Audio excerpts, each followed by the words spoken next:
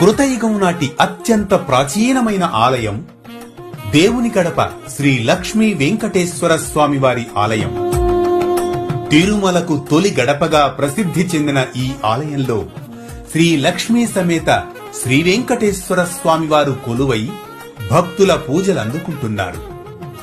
హనుమంతుడు క్షేత్రపాలకుడిగా ఉన్న ఈ ఆలయ బ్రహ్మోత్సవాలను టీటీడీ ప్రతి ఏటా అంగరంగ వైభవంగా నిర్వహిస్తుంది.